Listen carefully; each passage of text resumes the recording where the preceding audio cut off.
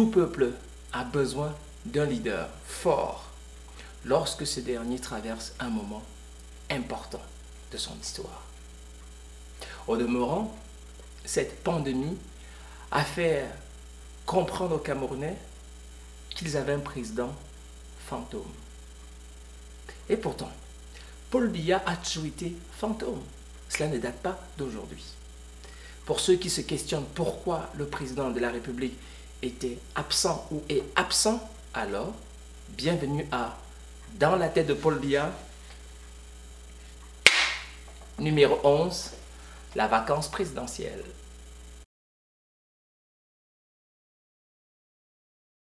En ce moment, dans le monde entier, dans sa globalité, chaque pays traverse la pandémie du Covid-19. Chaque chef d'État dans son pays respectif est monté au créneau, a été un leader et a donné la voix pour à la fois interpeller, mais aussi rassurer sa population. Lorsqu'on a été élu à près de 70% de voix, on est censé avoir 70% de la population qui vous réclame. Mais le président camerounais est absent. Pourtant, pourquoi les Camerounais s'étonnent tant que le président soit absent? Paul Biya a toujours été un fantôme. Cela ne date pas d'aujourd'hui. Paul Biya est né en 1933, un 13 février.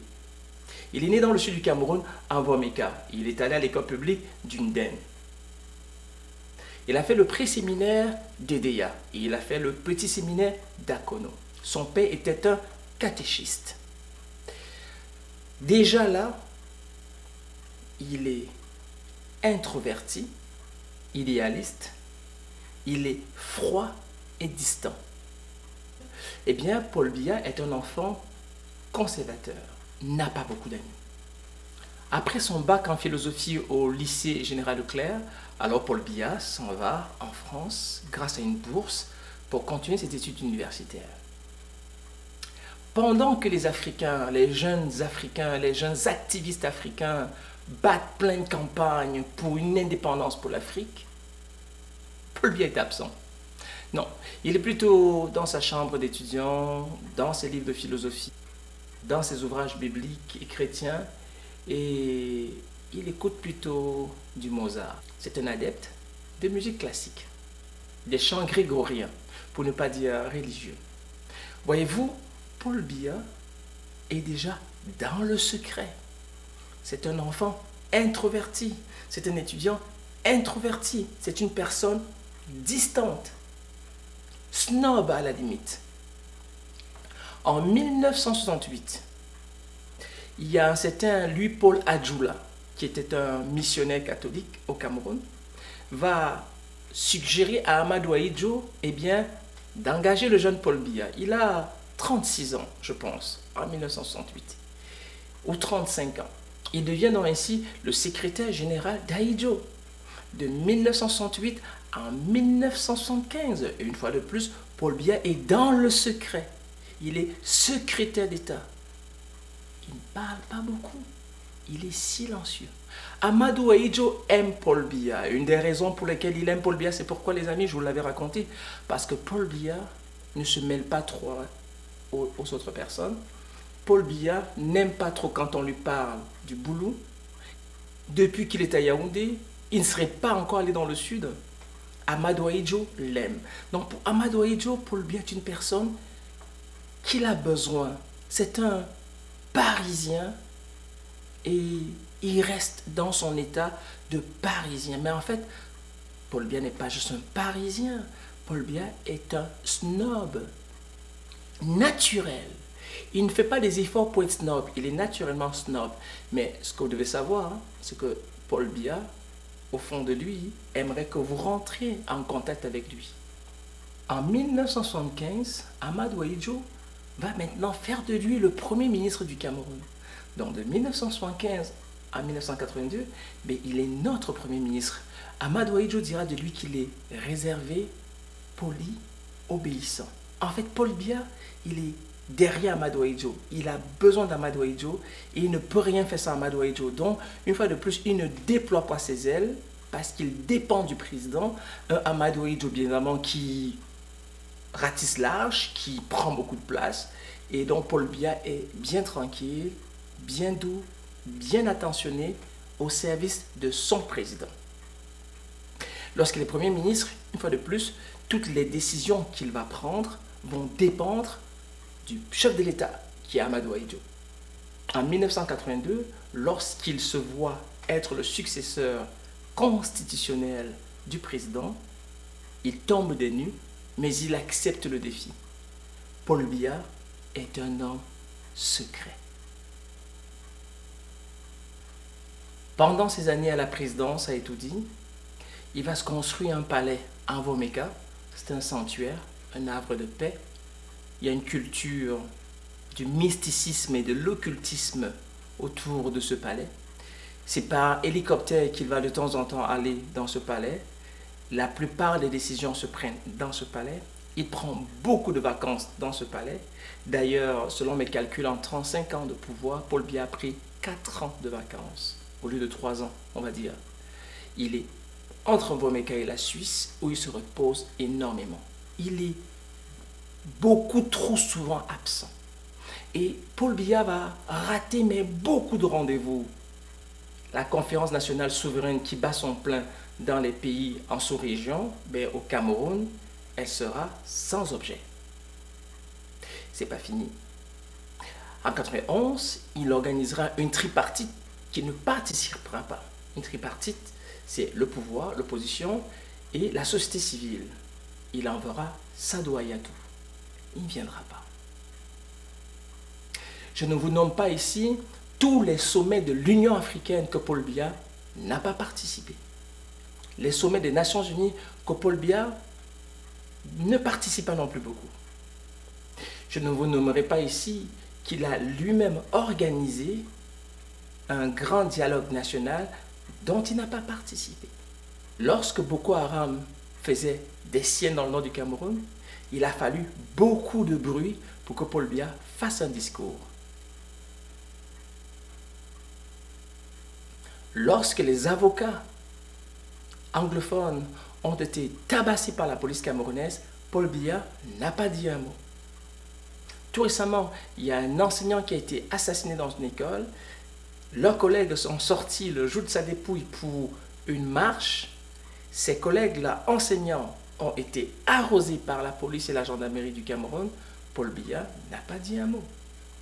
Lorsque le Cameroun a perdu la Coupe d'Afrique des Nations, Paul Biya n'a rien dit. Nonobstant le fait qu'il avait bien promis que cette dernière se tiendra au Cameroun coûte que vaille. Mais voyant les signaux d'alerte lui annonçant que peut-être l'événement n'aura pas lieu, il n'a pas anticipé sur la communication, il n'a rien dit. Lorsque les Ambazoniens ont pris les armes, Paul Biya a attendu 2 ans pour s'exprimer. Il y a eu un éboulement de terrain en Gouaché, dans l'ouest du Cameroun. Paul Biya n'a rien dit. Lorsque le train à Ezeka a déraillé avec tous les morts, Paul Biya n'a rien dit. À chaque fois que Boko Haram fait exploser un village des populations et du bétail, Paul Biya ne dit rien. Lors de la dernière manifestation de l'opposition officielle, les manifestants ont reçu des balles tirées à même les armes des éléments de la police du Cameroun. Cette opposition a été arrêtée, jugée, enfermée. Paul Biya n'a rien dit, nonobstant tous les alertes. Lorsqu'un écolier a été, il y a 2 ans, assassiné à Douala, dans son école, le chef de l'État n'est pas sorti pour rassurer la famille. Lorsqu'un enseignant a été assassiné dans une école à Yaoundé par un élève, le chef de l'État n'est pas sorti pour rassurer le corps enseignant. Lorsque Boko Haram a fait exploser des villages et tuer des hommes et des femmes, le président Paul Biya n'a pas fait un discours là-dessus.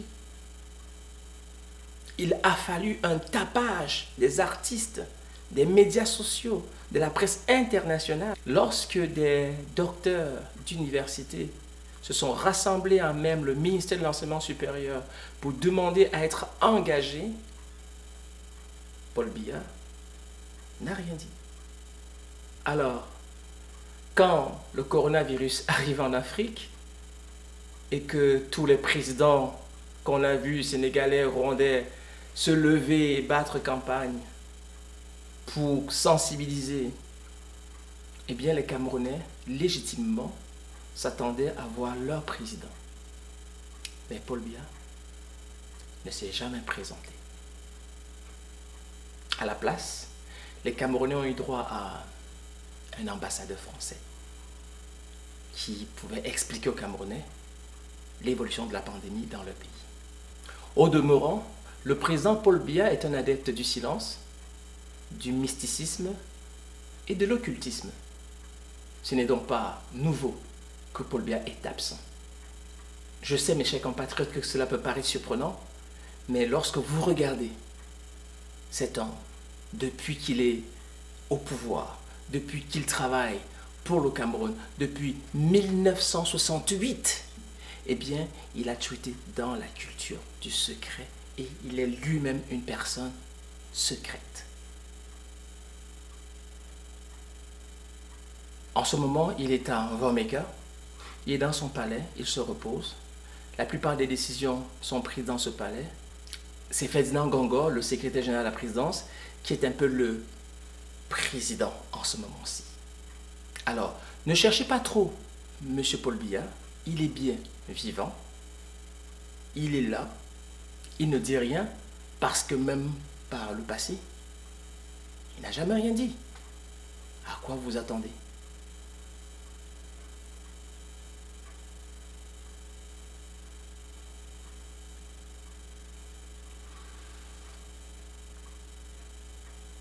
Je sais que lorsqu'un peuple traverse un événement important, il a besoin de son leader. Les Camerounais doivent désormais se construire eux-mêmes leur propre leadership. N'attendez plus de votre président, n'attendez plus de Paul Biya. Faites votre vie sans votre président. Il y a encore des administrateurs de l'État qui existent. Il y a un premier ministre au Cameroun, il y a un ministre de la Santé, il y a un maire, il y a un député. Et référez-vous à ces personnes qui sont là pour servir aussi l'État. En cas de vacances présidentielles, eh bien, on a une constitution qui s'appliquera. Mais en attendant, respectons les mesures barrières. Lavons-nous les mains et portons un masque au besoin. Quand tu seras tanné d'être en Womeka, ne vous en faites pas. Il viendra à Yaoundé et peut-être il vous fera un petit coucou. C'était Dans la tête de Paul Biya, numéro 11.